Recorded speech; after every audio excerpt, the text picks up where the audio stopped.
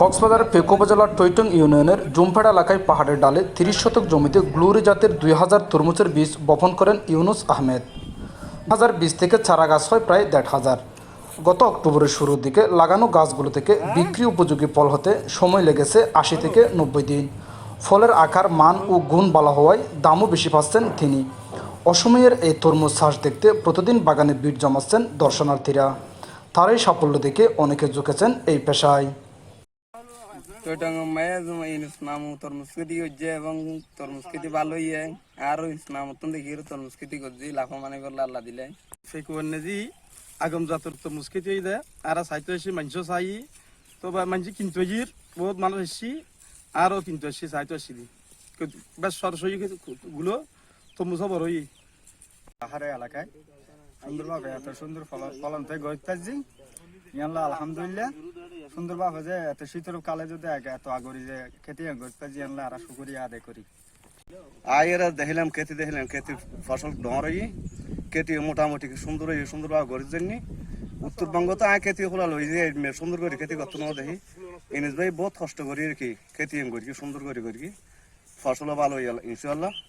আর ফেকুয়াতা নাম যে একদম বড় খেতি করি এখন ইয়ান দেখে আরো মানুষ করতে স্যার এখন আরো এসছি তারপর লেবেললাই এখন ইয়ান দেখে আরো মানুষ করতে স্যার। আগেও বেশ কয়েকবার তরমুজ চাষ করে লাভবান হতে না পারলেও এবছর আবারও ৩০ শতক জায়গায় তরমুজ চাষ করে সফল হয়েছে বলে জানান তরমুজ চাষি ইউনুস আহমেদ।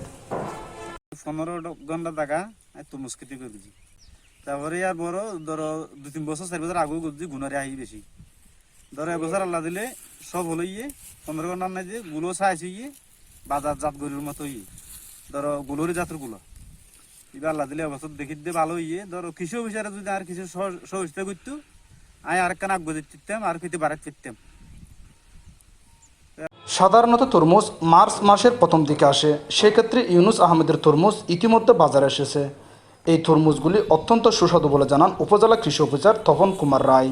আর সাধারণত তরমুজ আমাদের মার্চ মাসের প্রথম দিকে আসে, সেক্ষেত্রে মোহাম্মদ ইউনুস সাহেবের তরমুজ ইতিমধ্যে এসেছে, অর্থাৎ তিনি আগাম করেছেন এবং এই তরমুজটি অত্যন্ত ভালো সুমিষ্ট, কালারটা হচ্ছে লাল রঙের এবং আকর্ষণীয়, সেজন্য মানুষ এটা খেতেও স্বাচ্ছন্দ্য বোধ করছে। এজন্য যে কারিগরি যে সহযোগিতা দরকার সেটা আমরা কৃষি বিভাগ সর্বোচ্চ সহায়তা করেছি। মোহাম্মদ ইউনুস আলী ওই এলাকার একজন আদর্শ কৃষক এবং ইতিপূর্বে তিনি মালটা চাষ করে সফল হয়েছেন। তার তরমুজ চাষাবাদ দেখে যে পাশাপাশি যে সমস্ত কৃষক রয়েছেন তারাও উদ্বুদ্ধ হচ্ছেন। পেকুয়া উপজেলায় বিশেষ করে কিছু লবণাক্ত জমি আছে, আমরা ট্রায়াল বেসিস কাজ করব, সেখানেও যদি এটা সম্ভব হয় তাহলে আমরা একটা বেশ ভালো সফলতা পাবো।